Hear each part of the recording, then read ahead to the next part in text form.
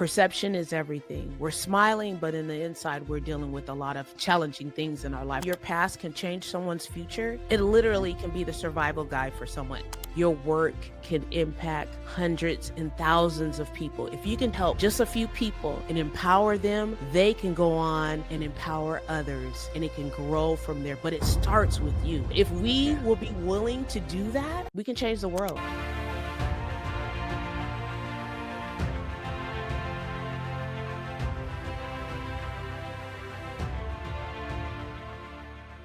What is up, Impact Heroes? Welcome back to the show. I'm your host, Rick Ornelas. Thank you for spending some time with us today because we know time's a valuable resource and we're going to make it worth your while. I appreciate each and every one of you, not just for listening, but for who you are. I know you're sparking change to make the world a better place every day, and I am humbled and grateful for your efforts. It takes all of us doing our part to spread positive change, and that's what this show is all about. Motivating you with stories of struggle, courage, and hope to empower you to make a difference in your life and the lives of others. In case you missed it. The most powerful force in the world is capitalism. Capitalism makes everything happen. Back in the 70s, they started to measure the percentage of GDP in the US that goes to charity. It was 2% in the 70s. It's 2% today. It has never statistically deviated. These are people that are tasked with solving the world's most pressing problems. But as a society, we don't think they should get paid any money. Every person on this planet has the capability to change the world on a daily basis. Available everywhere you listen to your podcasts. Welcome back, Impact Heroes. Today we have the pleasure of speaking to our latest iSpark Change social impact hero, and she is a special one indeed. Our guest today believes in the transformative power of your gift and the power we all hold to rewrite our story. She knows what it's like to struggle as a single mom and survivor of domestic violence, and now serves as a lifeline during challenging times to others. She's driven and passionate as she uses her gifts of music to create both impact and a fulfilling life for herself and her daughter. Her storytelling through songwriting captivates audiences, and her songs have resonated with countless listeners, offering solace and strength, and continue to drive her passion for empowering others. In 2017, she made history as one of only 100 women in the world to own and operate a co-working space. And these vibrant hubs were designed to empower and connect entrepreneurs, fostering a culture of innovation and collaboration in the greater LA area. She uses her journey of overcoming adversity to help women shatter limiting beliefs and achieve success through mentorship and support. Please welcome the authentic, empowering, bold, and amazing entrepreneur, speaker, well-being guide, and host of the Dope Confidence podcast, Ehmandah Ramsey. Ehmandah, welcome to the iSpark Change podcast. How are you? I'm great. Thank you so much. I'm excited to be here. Yes, me too. As I was putting together your intro, I was like, she's done a lot. We need to... There's lots of different directions that we could go, and lots of things we can talk about. So I'm excited for that. Me too. Before we dive in, I do have to start where we start with all our guests. And we see you as someone who is spreading positive change in the world, someone whose actions have a positive impact on humanity, and someone that we call a social impact hero by our definition, which is an acronym, which we may share throughout our conversation. But the question I have for you, Ehmandah, is, do you see yourself as a hero? I actually do. And I think that time and time again, whenever I do events, whenever I'm around a community of women or entrepreneurs, I'm reminding of my heroism. And I think sometimes we get lost in doing what we do, but it's always great to have people to affirm and to remind you of the great work that you're doing. Yeah, I'm glad you said that, because there are a lot of people that need help, right? There's so many people that need help. You were probably one of them at one point, and now you spend most of your time helping others. And a lot of people feel, who am I to help others, or who am I to make a difference, or what's going to make me different from others. So obviously you got on this path of doing what we'd call heroic work. Now, how did you get started in doing that and really helping others and wanting to, transform the lives? Wow. Well, I think it came out of my own need for community, the reason why I started She Stories, the reason why I opened up a co-working space is because as a entrepreneur, let's shift to co-working, I needed someone to work with. I was at home all the time. One of the reasons, so main reasons why is like my dad was a pastor. And so I used to teach piano lessons and, I would be in the church teaching lessons and here my dad comes in talking all extra loud with his friends, laughing and joking. I'm like, oh my gosh, I need a space for me to work. And so that, instance, I thought, I need to create a place where people can come together and can thrive with one another. And it's the same thing with She Stories. It's like I needed that. So I created something to fulfill what I needed. And then in turn, I noticed that other people needed it too. Yeah, and I've found in doing, you know, over 150 episodes of the show that oftentimes the heroic work that someone's doing is born out of their own need. It starts Mhm. with themselves and them, trying to find, their calling or trying to find something that they're passionate about. And then there's that deeper calling to help others. So obviously it started with yourself and, you needed a place for yourself and, something a little more quiet, it sounds like. Yes. How did it grow and turn into, what it is today? Well, with She Stories, that came out of my journey of being in a domestic violent marriage and creating a safe space for women to share, their stories. And for me, I didn't share what I was experiencing. I kind of kept it to myself, didn't share it with my family until my ex-husband passed away. Then I felt that I had the I guess the space to have the freedom to share. So in doing that, I was able to see that I'm not the only one. Once I started to open up and share a little bit more about what I was going through, I found that there were other people that felt the way that I felt. Like, wow, you know what? I've, held my trauma and my pain close to my heart and I haven't shared it. And, once I began to open up that space for myself and then open it up for other people, I saw the need. It was there.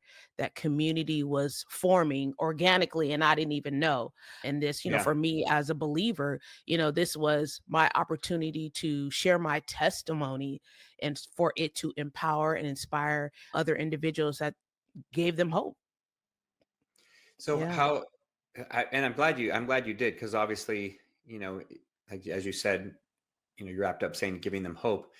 How long was it before you really felt comfortable to share? You said, you didn't feel the freedom until your ex had passed away. How long was that? Years, honestly. Seriously, it took years. Like when I first started She Stories, I would share like a bit of my story because I'm like, I'm here to hold space for other people. Let me not share my entire story, just enough to show that you can be free and safe in this space. But it took about, I waited until, my daughter's father passed away. Then I felt the freedom to really share. But on an open platform, honestly, probably 2 years ago now, I shared the complete story in a room full of strangers, and that was probably one of the most scariest experiences for me because it brought up a lot of old feelings. It brought up a lot of past memories. I was experiencing a lot of anxiety. My heart was palpitating, but it was an opportunity for me to be on the stage this Hmm. time, and actually sharing. And I think once I did that, I was like, wow. And it really reminded me too of the impact that storytelling has made in my life. And for me to actually do it as the storyteller, as the founder, it was a game changer for me. It really Yeah. was like, I think the final turn in the key that I needed for me to walk fully in what I'm called to do.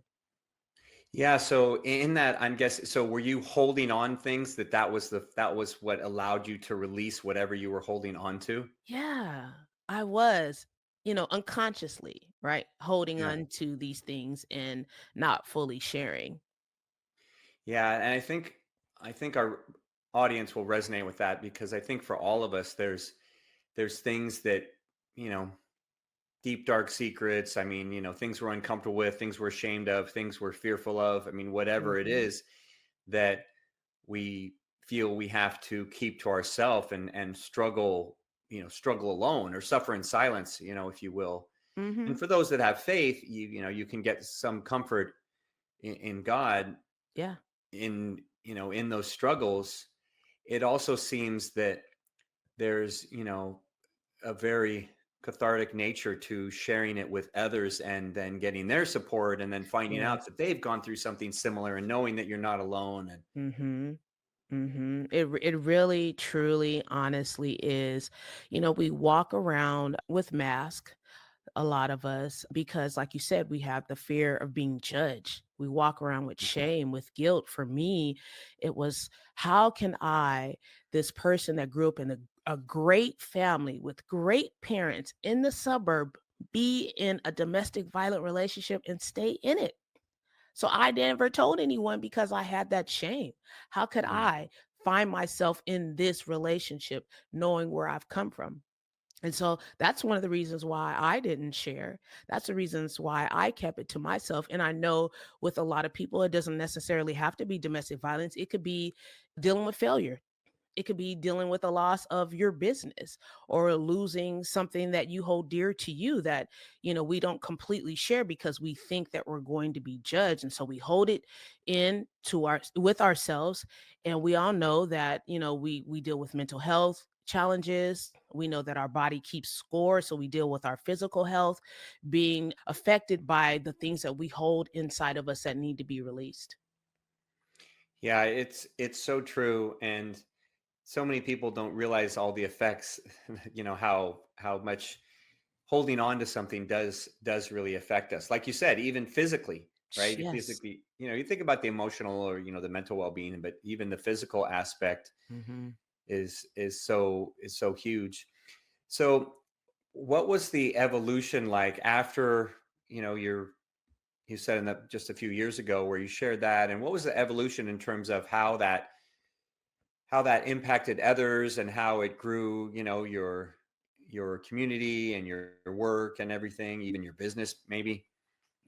Yeah, that was a liberating moment for me. It was a very liberating moment for me where, it's kind of like Diana Ross, like I'm coming out, like, I could feel myself dancing and moving in my, in my spirit when that happened.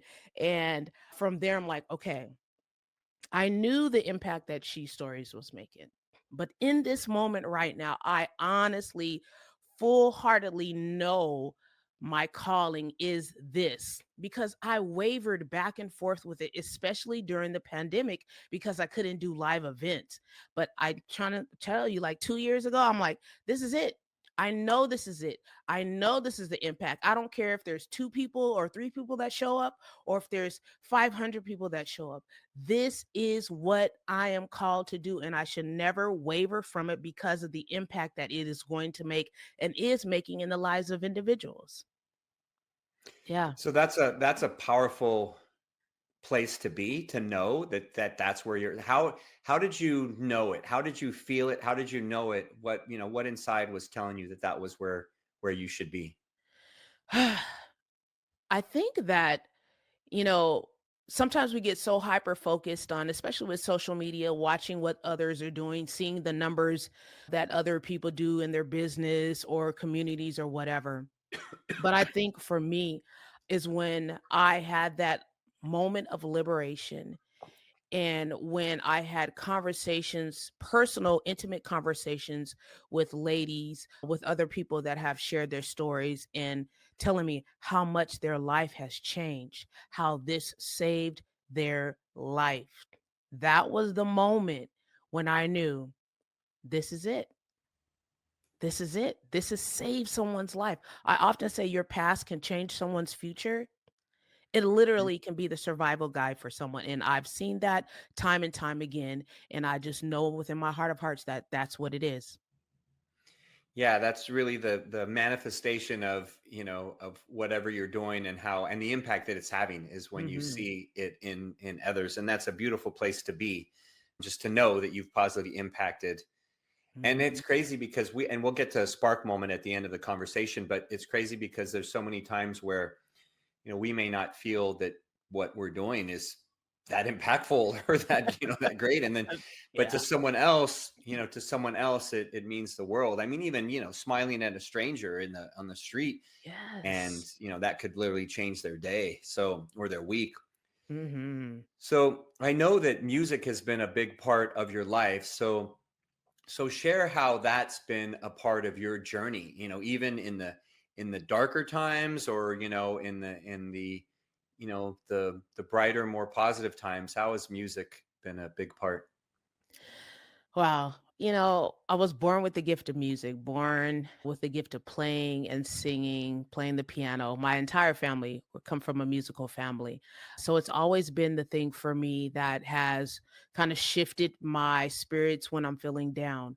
And as I begin to write songs and perform, once again, I was told by individuals, the song that you wrote, the way that you sung the song, the words that you said before you sang the song, it really touched my heart.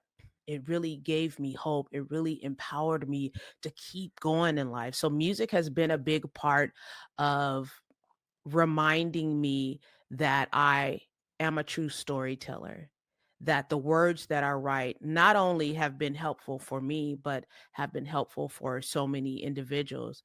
And so it brings me joy every time I step on a stage. Now, right now, currently, I'm a director of worship at a church, and you know how sometimes when you're just kind of not like feeling things or feeling it, Mm. but the moment I hit, the stage, something comes over me. I don't turn into Sasha Fierce, you Yeah. know what I mean? Beyonce, she turns into Sasha Yeah. Fierce, but I Yeah. have, this overwhelming feeling of peace when I sing because I am in a place where I believe that God is talking to me. I'm talking to God, and He's giving me the words to say to touch people in the moments when they need it.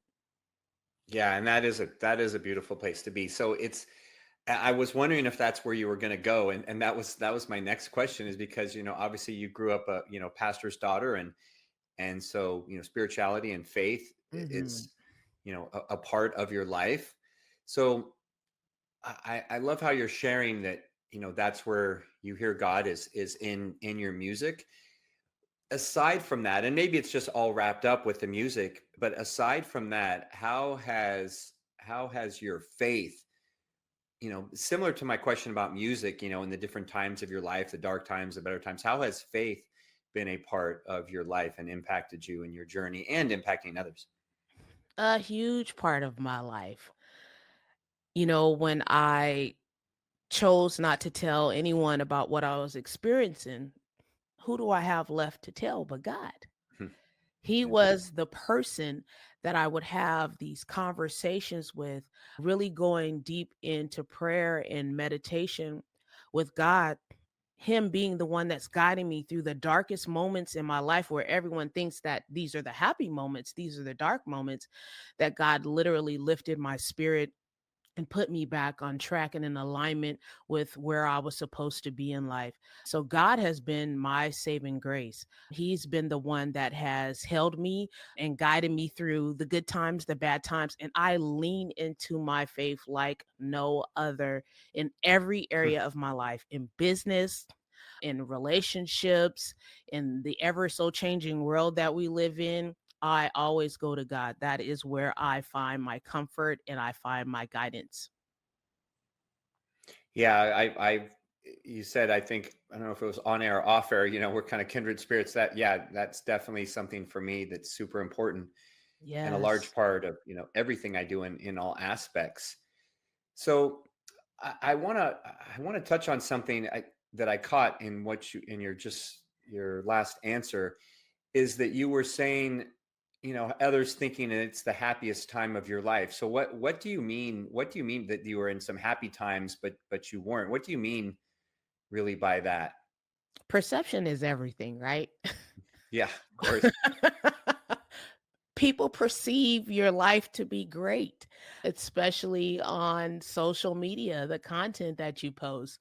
You may seem like you're happy and everything is great and dandy, but on the inside, you're dying. And for Yeah. me, there's been moments where people think I'm happy and I'm smiling because I choose not to share, everything that I'm going through with individuals. But there's a few key people in my life that are safe to share, that are believers that can hold me up. But people perceive that you're happy and you're great. And sometimes we're in the darkest times in our lives, but our smile is the thing that people see. But behind the smile, sometimes we're dealing with a lot of pain and a lot of hurt, a lot of challenges, questioning where we are in life. Who am I? What's my purpose? Am I on the right path? So that's what I mean about perception is everything. We're smiling, but in the inside, we're dealing with a lot of challenging things in our life. We're trying to figure it out. Yeah. Yeah, and that's where God plays the biggest role, right? Where Yes. where you feel you're so alone. Yeah. He's like, I'm here. Where are you at? Yeah, exactly. I've never moved. I've always been right here, You come back. Yeah. Yes, so true. Oh gosh. Yeah. So you mentioned purpose, right? And that's something that I'm always fascinated by because for me, I realized in my life, not really that long ago that I had to start creating purpose. I used to think purpose was, this like pot of gold you find at the end of a rainbow. And I realized that you have to create it every day in your life and seek it and you know, go after it and achieve it. So how do you define purpose and, Amanda, and what would be your current purpose? Yeesh. Well, I believe that my purpose is to free the fearful hearted in Ooh. whatever capacity that is. I, some years ago, and I'm going to shift back to our faith in God. I went to this place called the International House of Prayer. And, we had moments where we would talk and they would share what they feel that the Lord is saying. And it was spoken to me that you're called to help people to see their true self. And they're like, well, imagine you're walking into a carnival, into the house of mirrors, and you see yourself and you see a distorted view of yourself. You're all warped or you're looking all funny and crazy, but that's not who you truly are. Hmm. And I believe that my purpose, I go, it could be in business, it could be she stores, whatever business I choose. My purpose is to free the fearful hearted, to help people to see their authentic self. So when it comes down to purpose and who you are, because we can be called to do different things, right? Hmm. I'm called to start a co-working space. I'm called to start a food business. Outside of all of that, what is the core of who I am is community, right? And Yeah. so when you think about your purpose, it is like the core of who you are and what you're supposed to do in whatever path that you choose. It's the core of who you are and what you're called to do. So how did you figure that out or find it or create it? How did you get to that point of knowing that that was there? Or was it always there and you just didn't have the words to describe it, or did you? I think it was always there. But I look back from when I was a child and how it showed up in different times in my life, different Hmm. stages in my life. When I was a kid, I had a little fake restaurant that other kids in the neighborhood would come to, and I loved serving them, right? I felt Hmm. like Cheers. I want to go where everybody knows my name. Like I love that as a kid. And so when you are thinking about your purpose, start reviewing the different times and stages in your life and see how they connect. They're all interconnected. I wanted to play restaurant when I was a kid.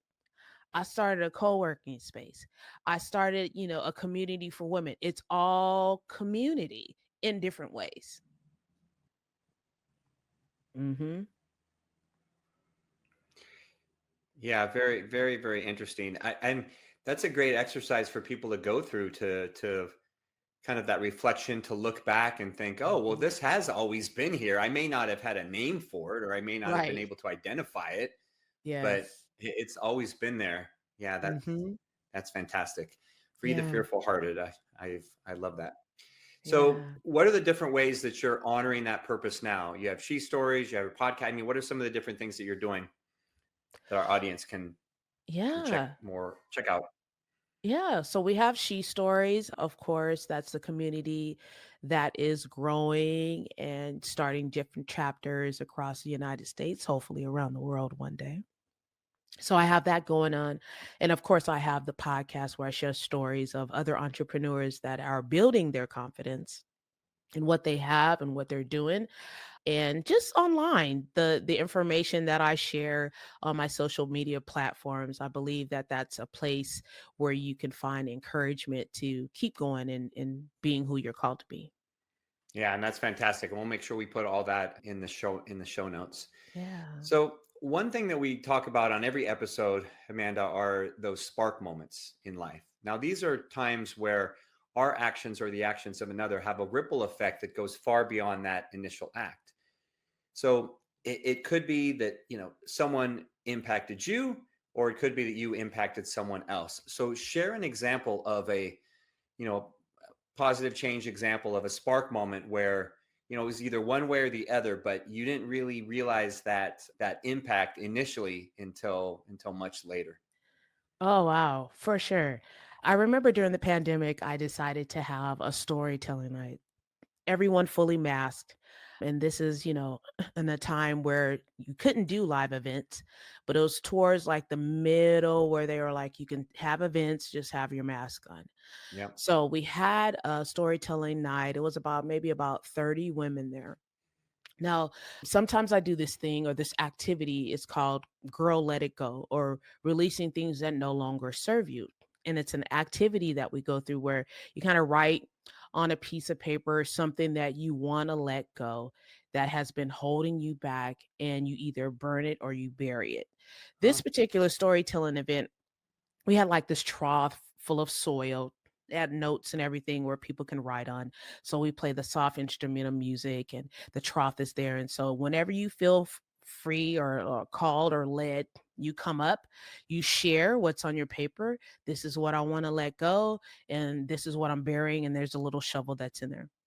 Never, ever, ever do I participate in these activities because why? I'm holding space for others. Yeah. But that particular night, I said, I'm going to go up here and I'm going to bury something. So I remember, I'm just getting emotional about it right now. I remember I came up and I had wrote on there, I don't think that She Stories is a community that's needed because I struggled during the pandemic. I couldn't do these events. So I wrote on there that I'm going to let that narrative go. Let that negative narrative go, that what I've started, what I believe God has called me to do, this beautiful community, I'm going to let the negative narrative go that it's not needed. So I took it, I ripped it up, I buried it, and I began to cry. And people came up and were saying, it's needed. Don't let it go. Keep going. This has saved my life. This has changed my life. Please keep doing this. And that was a moment, a spark moment for me, where it was kind of like an AED to the heart of my community. I needed that because it was on life support because of the pandemic. Yeah. And that moment right there, it was a spark moment, like an Yeah, for AED. sure. Yeah, Just for multiple people, not just for one, right? yeah. For multiple. It Yeah. brought it back to life for me. It was a moment that I needed and for others too. Yeah. Yeah. Yeah, and that's that ripple effect that for you can see it, and for others you may not even ever know the impact that it had, and will continue to have. So that's a Yeah. fantastic example. Thank you very much for sharing that. You're welcome. Well, where's the best place for our audience to see your work, learn more about you, follow you? Sure. Well, for She Stories, you can visit our website, shestories.co, and you can find me at amandaramsey.com, and then all on social media platforms, LinkedIn, Instagram, Facebook. We're there. I'm there. And I would love to connect with anybody that needs someone to walk the journey of sharing their story. Well, we will make sure all that is in the show notes, every link and all the information. Well, thank you for sharing that. Thank you so So much. One final question here, Amanda, because our goal at iSpark Change is to positively impact 1 billion people Hmm. within 5 years of launching our upcoming social impact social media platform.